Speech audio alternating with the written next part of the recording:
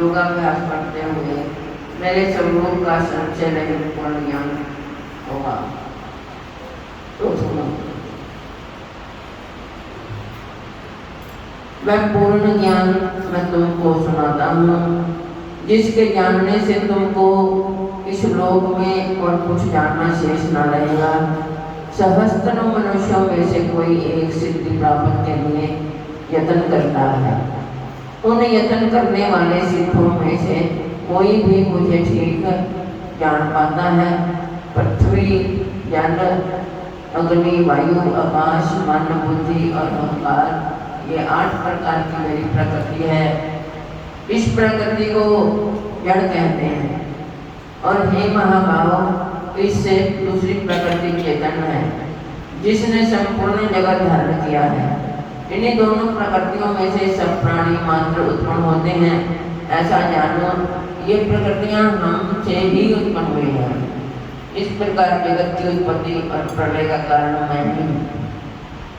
हे धनंजय, धागों में जिस प्रकार मणि पिरोए जाते हैं, उसी भांति ये संसार मुझ में ही गुथा हुआ है। मुझसे परे और कुछ भी नहीं है।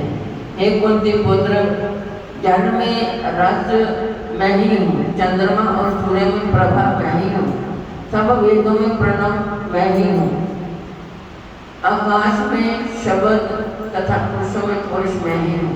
हे अर्जुन, पृथ्वी में जो सुगंध है तथा अग्नि में तेज ही मैं है।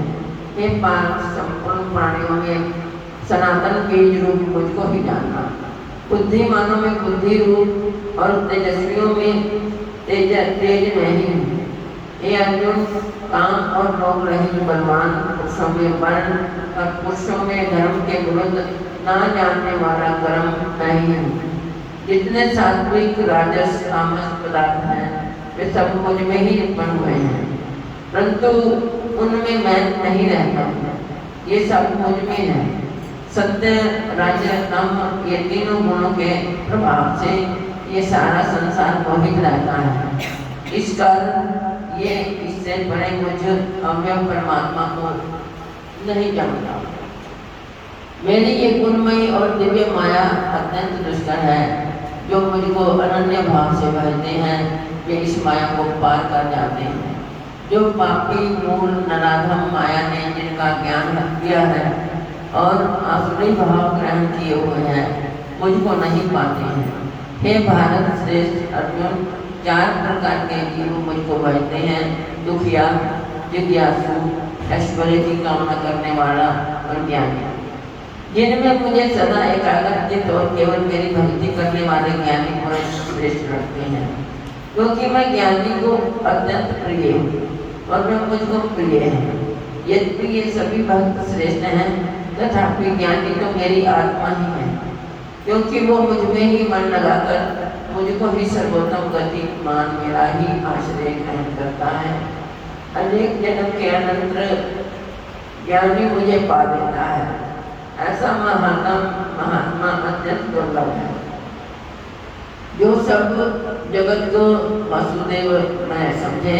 अपनी अपनी प्रकृति के नियम के अनुसार मनुष्य भिन्न भिन्न काम वासनाओं के जाल में डूबकर उन फलों की चाहना से अन्य देवताओं के अधीन होकर उनकी उपासना करते हैं।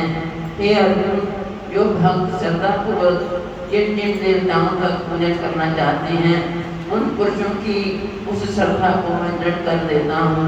मैं इस श्रद्धा से युक्त होकर उस देवता की आराधना करता है, फिर उसको मेरे ही रचे हुए कर्म फल प्राप्त होते हैं, परंतु उन अल्प बुद्धि वालों का फल नाशवान है।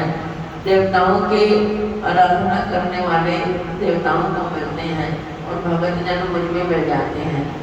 मेरे अविनाशी अद्योतम स्वरूप को ना जानकर मंद बुद्धि लोग मुझे अव्यक्त को व्यक्त मानते हैं। मैं योग माया से आच्छादित होने के कारण सबको नहीं दिखता हूँ। उसी से मूल लोग अनादि तथा अविनाशी मुझको नहीं जानते। हे अर्जुन, मैं भूत, भविष्य और वर्तमान के सब प्राणियों को जानता हूँ, पर मुझे कोई भी नहीं जानता। हे भारत, हे प्रथम इच्छा और द्वेष उत्पन्न होने वाले सुख दुख आदि द्वंद्वों के मोक्ष से जागत के सभी प्राणी ब्रह्म में फंस जाते हैं। जिन पुण्य आत्माओं के पाप नष्ट हो गए हैं वह पुरुष द्वंद्व के मोह से छूटकर दृढ़ निश्चय करके मेरी भक्ति करते हैं। जो मेरा आश्रय लेकर जन्म मरण के दुख दूर करने के अर्थ प्रदान करते हैं वे पुरुष ब्रह्म आत्मज्ञान और संपूर्ण ज्ञान को जानते हैं। जो अधिभूत अधिदेव और अधियज्ञ इन सब में व्यापक मुझे जान पाते हैं वे समाधिस्थ पुरुष मरण काल में मुझको जानते हैं। सच्चिदानंद भगवान। अब साथ में थे का माधव सुनिए। श्री नारायण जी बोले, हे लक्ष्मी, अब साथ में थे का महात्मा सुन। एक पटेल नामक नगर था जिसमें शंकुकर्ण वैश्य रहता था। मैं व्यापार करने को नगर के बाहर कहीं प्रदेश को जा रहा था। रास्ते में शंकुकर्ण को एक सर्प ने डस लिया जिससे वो मर गया। तब उसके साथी दाह क्रिया करके आगे घुस आए। जब लौट कर घर में आए तब उसके पुत्र ने पूछा, मेरा पिता शंकुकर्ण कहाँ है? तब उन व्यापारियों ने कहा, तेरे पिता को सर्प ने डस लिया था तो वो मर गया और ये पदार्थ तेरे पिता का है, सो तू ले। पुत्र ने कहा कि सर्प ने मेरे पिता को काटा है, मैं उसको मारूंगा। उन व्यापारियों ने कहा, चलो वो ठोर मुझे बताओ जहाँ मेरा पिता शंकुकर्ण मरा है। व्यापारियों ने वहाँ ले जाकर खड़ा किया। देखा तो वहाँ एक बामी है जिसे वो कुदेले से खोलने लगा। जब छेद बड़ा हुआ तो वहाँ एक सर्प निकला। सर्प बोला, तू कौन है? मेरा घर क्यों खोलता है? उस बालक ने कहा, मैं शंकुकर्ण का पुत्र हूँ। जिस सर्प ने मेरे पिता को मारा है मैं उसको मारूंगा। तब सर्प ने कहा, हे पुत्र, मैं तेरा पिता हूँ, तुम मुझे इस अधम देह से छुड़ा और मुझे मत मार। ये मेरा पूर्व जन्म का कर्म था, सो मैंने भी भोगा। तब पुत्र ने कहा, हे पिता, कोई यत्न बताओ जिससे तुम्हारा उद्धार हो। तब सर्प ने कहा, हे पुत्र, किसी गीता पाठी ब्राह्मण को घर में भोजन कराओ और उसकी सेवा करो तो उसके आशीर्वाद से मेरा कल्याण होगा। तब उस बालक ने अपने घर पर उस नगर में जितने गीता का पाठ करने वाले थे उन सबको बुलाकर भी श्री गीता जी का अष्टाध्याय का पाठ कराया और उनको भोजन करवाया। तब उन ब्राह्मणों ने आशीर्वाद किया। तब तत्काल वो अदब देह से छूटकर देव देही पाकर विमान पर चढ़कर आकाश मार्ग में जाता हुआ अपने पुत्र को धन्य धन्य कहता हुआ भगवान राम को प्राप्त हुआ। पुण्य सच्चिदानंद भगवान की जय।